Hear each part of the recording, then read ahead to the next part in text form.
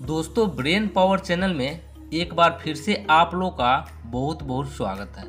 दोस्तों, मैं रोज जीके का इम्पोर्टेंट सवाल लेकर आप लोगों के बीच आते रहता हूं, ताकि आप लोग किसी भी प्रकार के एग्जामों को फाइट कर सकें। तो चलिए दोस्तों, शुरू करते हैं। मेरा प्रथम सवाल है, निम्नलिखित में से कौन सी खरीफ की फसल नहीं है? इसका जवाब देने के लिए आप लोगों के पास 4 ऑप्शन है। ऑप्शन ए है धान, ऑप्शन बी है मक्का, ऑप्शन सी है ज्वार और ऑप्शन डी है चना।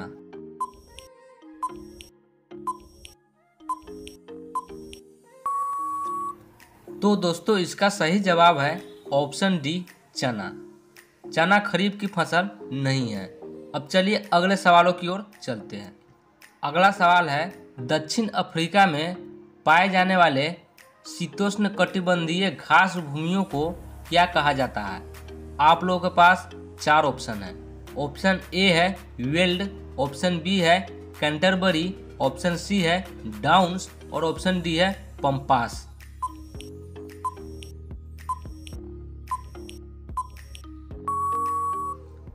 तो दोस्तों, इसका सही जवाब है ऑप्शन ए वेल्ड। दक्षिण अफ्रीका में पाए जाने वाले शीतोष्ण कटिबंधीय घास भूमियों को वेल्ड कहा जाता है। अब चलिए अगले सवालों की ओर चलते हैं। अगला सवाल है, सदाबहार वर्षा वन कहाँ पाया जाता है? आप लोगों के पास 4 ऑप्शन है। ऑप्शन ए है ऑस्ट्रेलिया, ऑप्शन बी है ब्राज़ील, ऑप्शन सी है कनाडा और ऑप्शन डी है फ्रांस।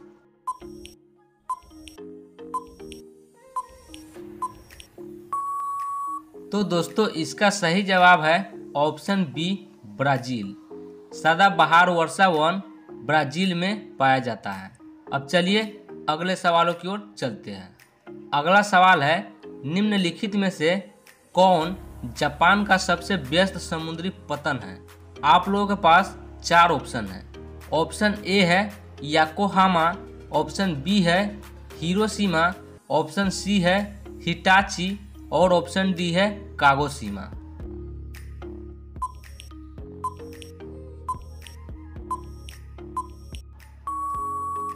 तो दोस्तों, इसका सही जवाब है option A Yokohama. Yokohama Japan का सबसे व्यस्त समुद्री पतन है।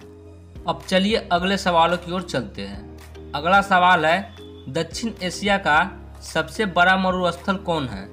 आप लोगों के पास 4 ऑप्शन है। ऑप्शन ए है आटाकामा, ऑप्शन बी है कोलोराडो, ऑप्शन सी है कलाहारी और ऑप्शन डी है थार।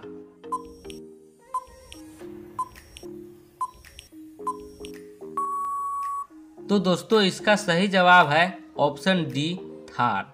दक्षिण एशिया का सबसे बड़ा मरुस्थल थार है। अब चलिए अगले सवालों की ओर चलते हैं। अगला सवाल है, किस महाद्वीप को श्वेत महाद्वीप के नाम से जाना जाता है? आप लोगों के पास 4 ऑप्शन है। ऑप्शन ए है यूरोप, ऑप्शन बी है अफ्रीका, ऑप्शन सी है ऑस्ट्रेलिया और ऑप्शन डी है अंटार्कटिका।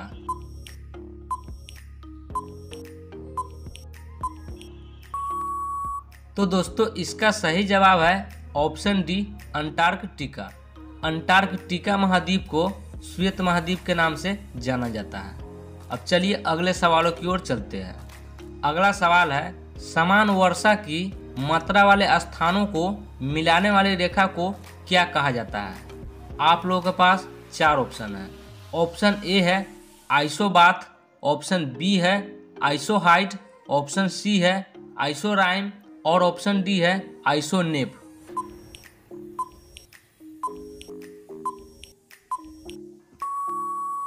तो दोस्तों, इसका सही जवाब है ऑप्शन बी आइसोहाइट।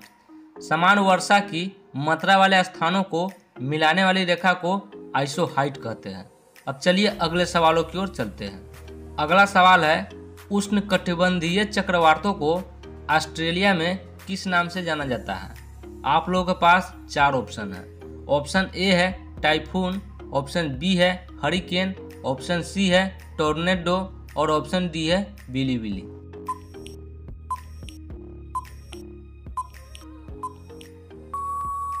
तो तो दोस्तों इसका सही जवाब है ऑप्शन डी, विली विली। उष्णकटिबंधीय चक्रवातों को ऑस्ट्रेलिया में विली विली के नाम से जाना जाता है। अब चलिए अगले सवालों की ओर चलते हैं। अगला सवाल है, सबसे पहले प्रयोगशाला में जीन का संश्लेषण करने वाले वैज्ञानिक कौन है? आप लोगों के पास 4 ऑप्शन है। ऑप्शन ए है मेंडल, ऑप्शन बी है डार्विन, ऑप्शन सी है वाटसन और ऑप्शन डी है खुराना।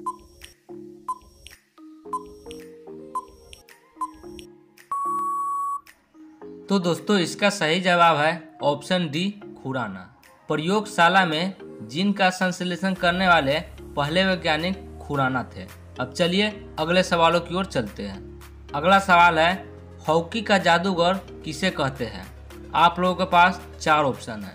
ऑप्शन ए है समरेश जंग, ऑप्शन बी है विजय कुमार, ऑप्शन सी है मेजर ध्यानचंद्र और ऑप्शन डी है इनमें से कोई नहीं।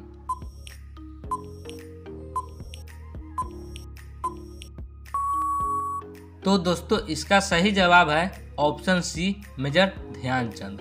हॉकी का जादूगर मेजर ध्यानचंद को कहा जाता है। तो दोस्तों आज का यह वीडियो यहीं पर समाप्त होता है।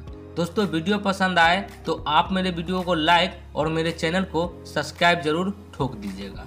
फिर से मिलेंगे नए जीके एंड जीएस के साथ। तब तक के लिए टेक केयर, बाय बाय।